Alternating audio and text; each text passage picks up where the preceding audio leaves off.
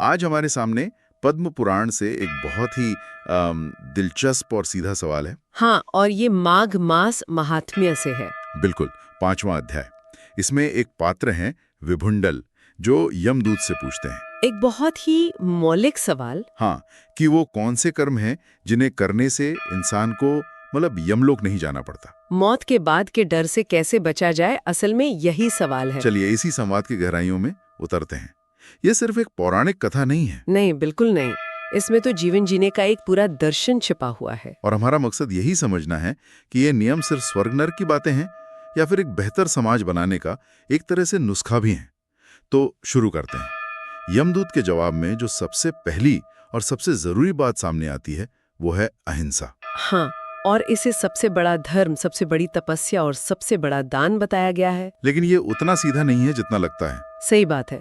यहाँ अहिंसा का मतलब सिर्फ किसी को शारीरिक चोट पहुंचाना नहीं है। नहीं, संवाद में साफ साफ काया, वाचा और मनसा का जिक्र है। मतलब शरीर, वाणी और मन तीनों से। बिल्कुल, अपने विचारों से भी किसी को दुख ना देना, ये एक बहुत ऊंचा मयार है। आज की दुनिया में तो ये और भी प्रासंगिक हो जाता है ना। बिल्कुल, जहाँ सोशल मीडिया पर शब्दों से ही इतनी हिंसा होती है। और जो लोग इस नियम को तोड़ते हैं उनके लिए परिणाम भी बहुत भयानक बताए गए हैं। हाँ, स्रोत में जिक्र है कि जो लोग अपने स्वाद के लिए जीवों की हत्या करते हैं उन्हें काल सूत्र नाम के एक नरक में भेजा जाता है। और वहाँ की सजा, वो तो सुनकर ही रूह कांप जाए। उन्हें अपना ही मांस खाना पड़ता है और खून मवाद पीना पड़ता है। यहाँ काल सूत्र नाम भी मतलब बहुत प्रतीकात्मक है।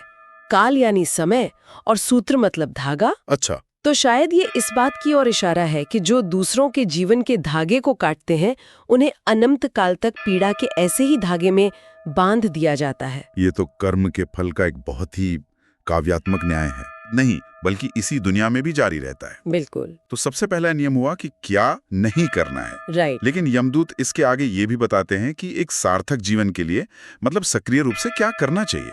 और इसकी शुरुआत होती है समाज की भलाई से। हाँ, जिसमें सबसे ऊपर रखा गया है जलाशय बनवाना, जैसे कुआं, तालाब या बावड़ी। और इसका तल्क बहुत ही व्यवहारिक और सुंदर है। स्रोत कहता है जल से ही मनुष्य के प्राण हैं। तो जब आप एक जलाशय बनाते हैं तो सिर्फ इंसान ही नहीं, पशु पक्षी हर जीव उससे अपनी प्यास बुझाता है। और जैसे जैसे वो पानी पीते हैं बनाने वाले का पुण्य अपने आप बढ़ता जाता है। हाँ, ये एक तरह का आप कह सकती हैं पैसिव पुण्य है जो आपके एक बार के कर्म से लगातार उत्पन्न होता रहता है। ये सामाजिक कल्याण को व्यक्तिगत धर्म से जोड़ने का एक बेहतरीन उदाहरण है। सही बात। इसी तरह रास्ते में छायादार पेड़ लगाना उससे बड़े बड़े यज्ञों से भी ज्यादा फलदायी बताया गया है। लेकिन पेड़ों को काटने को लेकर चेतावनी भी उतनी ही सख्त है। हाँ, खासकर फल और छाया देने वाले पेड़ों को काटना तो वो सीधे नरक का रास्ता बताया गया है। पर यहाँ एक बात है जो मुझे हमेशा सोचने पर मजबूर करती है। कौन सी? पेड़ों में भी तुलसी के पौधे को एक अलग ही लगभग दिव्य दर्जा दिया गया है। हाँ, वो तुलना कहते हैं कि जो फल 1000 आम और 100 पीपल के पेड़ लगाने से मिलता है वो सिर्फ एक तुलसी का पौधा लगाने से मिल जाता है। ये तुलना थोड़ी अजीब नहीं लगती?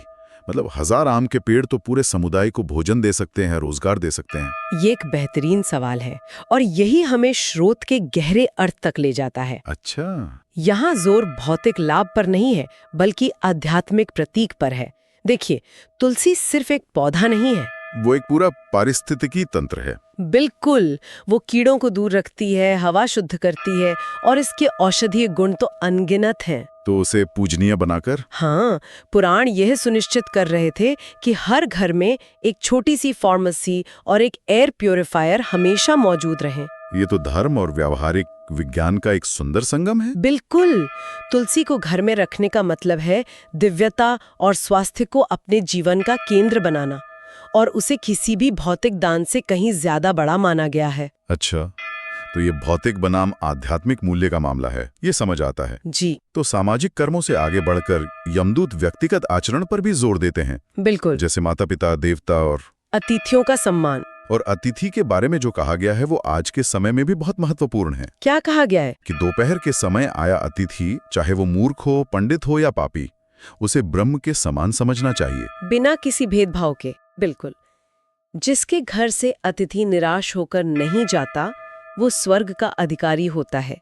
ये सिर्फ मेहमान नवाजी नहीं है। ये तो अपने दरवाजे पर आए किसी भी व्यक्ति में ईश्वर का रूप देखने की बात है। हाँ, इसे धन, संपत्ति और निजी हित से भी ऊपर रखा गया है। व्यक्तिगत गुणों में एक और बात कही गई है, जो पराई स्त्री को माता के समान और पराये धन को मिट्टी के ढेर के समान समझता है, या जिसने अपने गुस्से पर काबू पा लिया है उसे यम की यातना नहीं भोगनी पड़ती। ये तो सार्वभौमिक नैतिक सिद्धांत है। हर समाज, हर धर्म में एक अच्छे चरित्र की नींव माने जाते हैं। बिल्कुल, लेकिन इसी व्यक्तिगत आचरण में अन्न को लेकर एक बहुत ही दिलचस्प और थोड़ा पेचीदा नियम बताया गया है। हाँ, वो नियम कि जो व्यक्ति बहुत धर्म कर्म पूजा पाठ करता है उसे दूसरे का अन्न या दान लेने से बचना चाहिए। क्यों? क्योंकि ऐसा करने से उसके कमाए हुए पुण्य कर्म वो क्षीण हो जाते हैं, मतलब उनका प्रभाव कम हो जाता है। ये थोड़ा अजीब लग सकता है। दान लेना तो कई बार विनम्रता का प्रतीक भी माना जाता है। सही बात है। तो क्या यहाँ अहंकार से बचने की बात हो रही है, या फिर ये कर्मों की ऊर्जा के संरक्षण का कोई गहरा सिद्धांत है? मुझे लगता है दूसरा वाला ज्यादा सही है।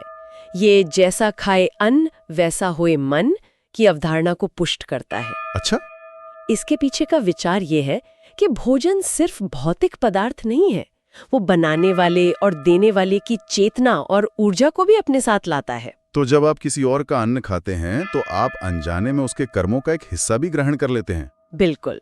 और एक साधक के लिए जो अपनी आध्यात्मिक ऊर्जा को शुद्ध रखने की कोशिश कर रहा है, ये बाहरी ऊर्जा एक बाधा बन सकती है।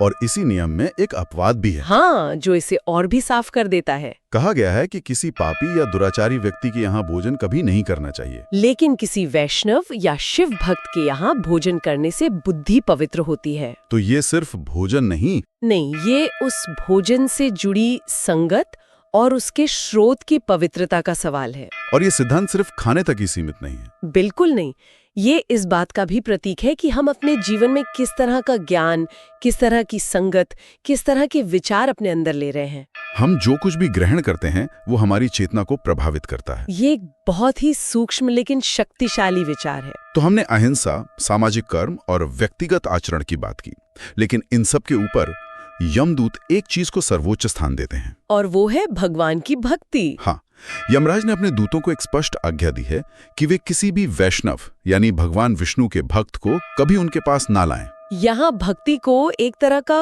अल्टीमेट प्रोटेक्शन माना गया है, परम सुरक्षा कवच। बिल्कुल।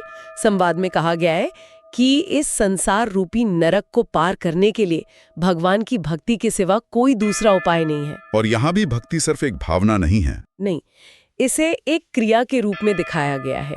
इसमें कुछ विशेष मंत्रों के जाप को बहुत महत्व दिया गया है, जैसे ओम नमो भगवते वासुदेवाय। हाँ, द्वादशाक्षर यानी 12 अक्षरों का मंत्र, या फिर ओम नमो नारायणाय जो अष्टाक्षर मंत्र है। तो क्या ये एक तरह का आध्यात्मिक शॉर्टकट है कि अगर कोई ये मंत्र जपता है तो क्या उसे दूसरे कर्मों के नियमों से छूट मिल जाती है? ये एक बहुत जरूरी सवाल है, क्योंकि स्रोत में तो यहाँ तक कहा गया है कि इन मंत्रों के जाप से ब्रह्म हत्या जैसे बड़े से बड़े पाप भी नष्ट हो जाते हैं। देखिए, इसे शॉर्टकट कहना शायद सही नहीं होगा। दर्शन ये है कि जब कोई व्यक्ति सच्चे मन से इन मंत्रों का जाप करता है तो वो अपनी चेतना को सीधे परमात्मा से जोड़ रहा होता है। ये सिर्फ शब्दों को दोहराना नहीं है। नहीं, ये अपने अहंकार को ईश्वर के प्रति समर्पित करना है, और इस समर्पण की अग्नि में पुराने कर्मों के बीज जल जाते हैं। तो ये कर्म के नियम को तोड़ना नहीं बल्कि उससे ऊपर उठ जाना है। बिल्कुल।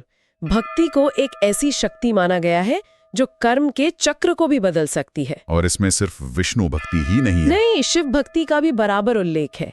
जो व्यक्ति रेवा यानी नर्मदा नदी से उत्पन्न शिवलिंग की पूजा करता है या ओम नमः शिवाय मंत्र का जाप करता है, उसे यमलोक की चिंता करने की जरूरत नहीं, वो सीधा शिवलोक को प्राप्त होता है। और इस संवाद के बाद स्त्रोत में कई दूसरे स्तोत्र और प्रार्थनाएं भी हैं। हाँ, जैसे नारायण कवच, उसे एक आध्यात्मिक कवच माना जाता है। कहा गया है कि जो इसे धारण करता है वो राजा, डाकू या जंगली जानवरों जैसे मतलब सांसारिक भयों से भी मुक्त हो जाता है। ये दिखाता है कि भक्ति और मंत्र जाप को केवल मोक्ष के साधन के रूप में ही नहीं देखा गया, बल्कि इस जीवन में आने वाली विपत्तियों से सुरक्षा एक के व्यवहारिक उपाय के तौर पर भी देखा गया है। हाँ, ये आस्था को एक ढाल बना देता है। तो यमदूत और विभुंडल के इस पूरे संवाद का सार क्या निकलता है? अगर हम इन सब बातों को एक साथ रखें तो यमलोक की यातना से बचने का एक स्पष्ट नक्शा दिखता है। हाँ, नींव है अहिंसा की, मन, वचन और कर्म से।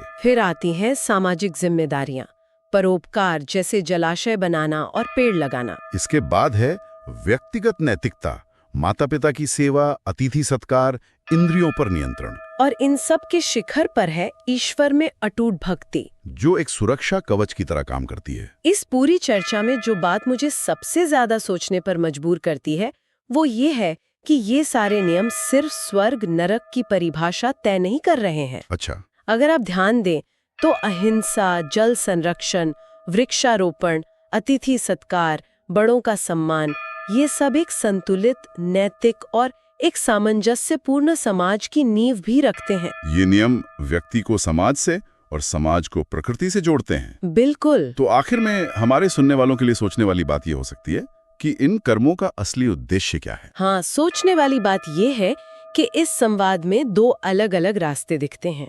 एक है कर्म का रास्ता, जो सामाजिक जिम्मेदारी और नैतिकता पर जोर देता है, और दूसरा है भक्ति का रास्ता। हाँ, जो व्यक्तिगत समर्पण और ईश्वर की कृपा पर जोर देता है। तो सवाल ये है कि क्या ये दोनों रास्ते एक दूसरे से अलग हैं? या एक ही मंजिल तक पहुंचने के दो अलग अलग तरीके हैं? और एक आधुनिक व्यक्ति के लिए इन दोनों के बीच संतुलन बनाना कितना जरूरी है? समाज के प्रति अपने कर्तव्यों को निभाना और साथ ही अपनी आध्यात्मिक शांति की भी खोज करना। यही सवाल इस प्राचीन संवाद को आज भी इतना प्रासंगिक बना देता है।